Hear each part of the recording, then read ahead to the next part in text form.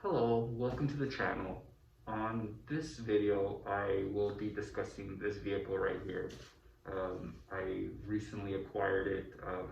It is a race car and it's set up to be a drag car. This is registered as a 31 and it's exactly the same year as my red car. So, as my sedan, I should say. It's also a Ford. I know it's a truck, like it's got the body of a truck. To me, this is a car. A quick background as to how these, you probably have seen my sedan, it's actually right over there. It's not going to be in this video, but if you watch my other videos, you can kind of see it.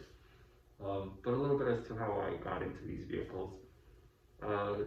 So early on in the beginning of my enthusiasm for cars, I really like your Honda Civics, your Japanese cars, and I still do. I still have a lot of road course racing cars. But around that time, I had seen a band called Cold Chamber, and I'll actually post a video of them here.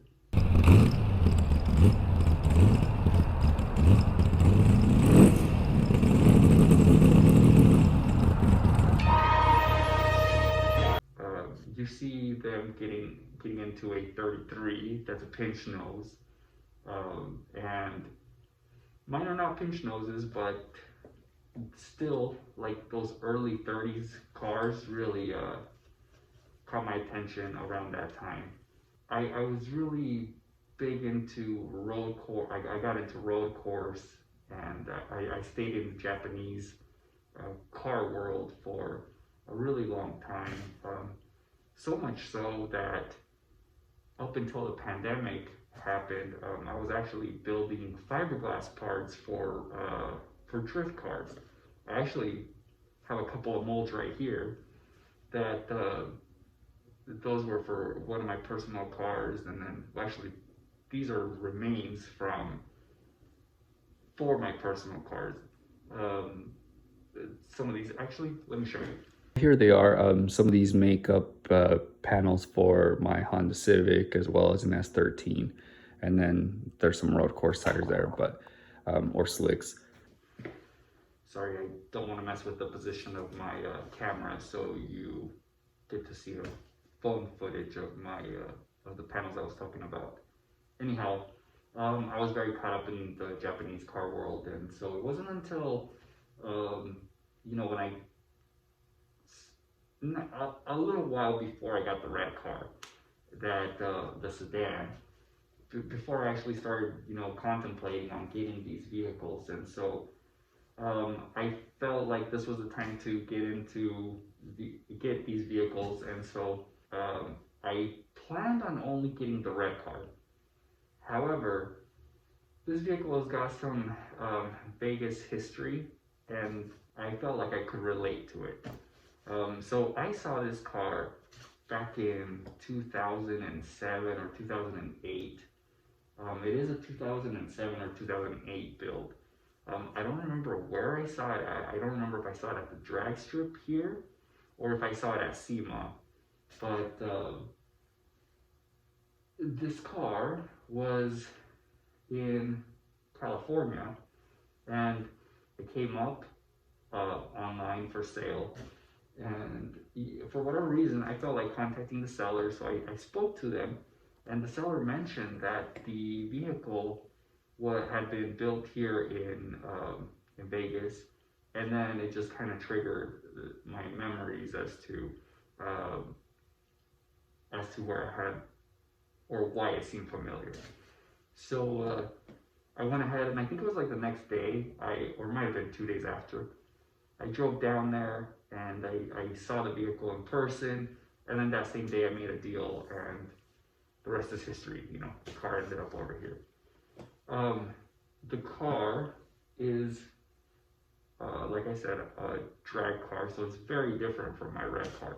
My red car is going to be a cruiser. This one is more built like a race car, however, not the same type of racing that I do, but it's a race car nevertheless. So I'm a little more um, familiar with this world here.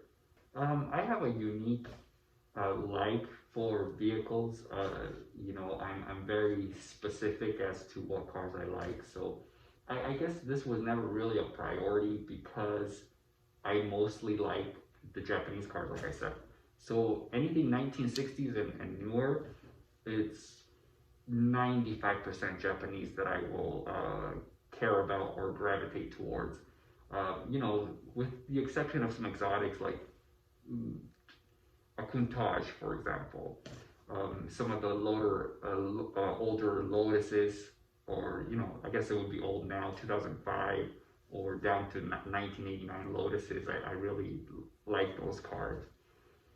As far as like American cars go, I really only go up to maybe a 56, and I would say that like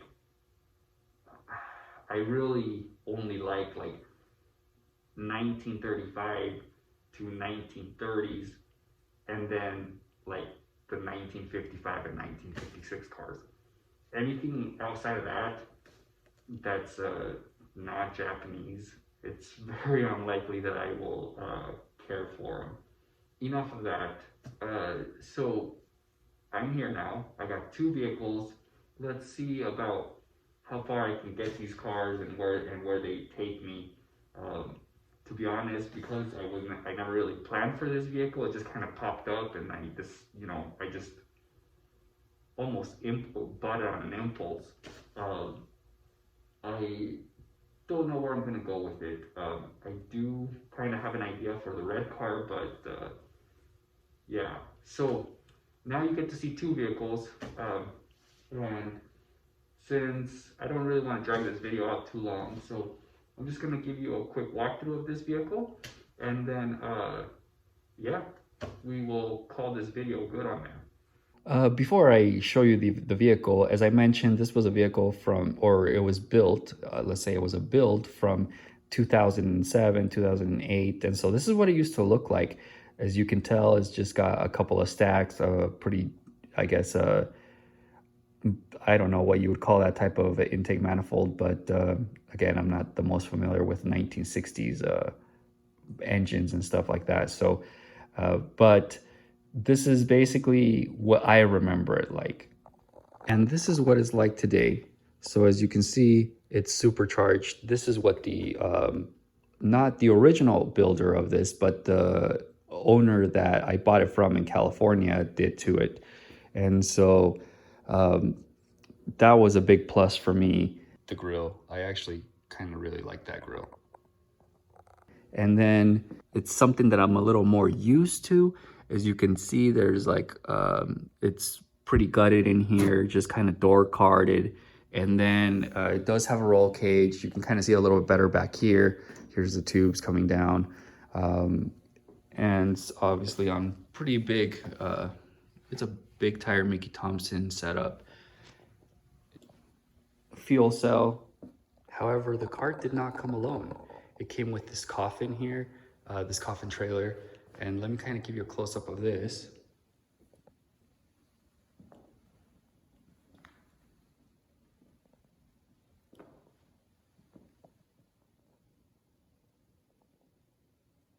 Anyhow, there's a little bit of an introduction to this vehicle, and then as well as a little bit of background about me. So uh, let's see where this all takes me. Anyway, thank you all for watching. For now, we will just catch you guys on the next one. Take care.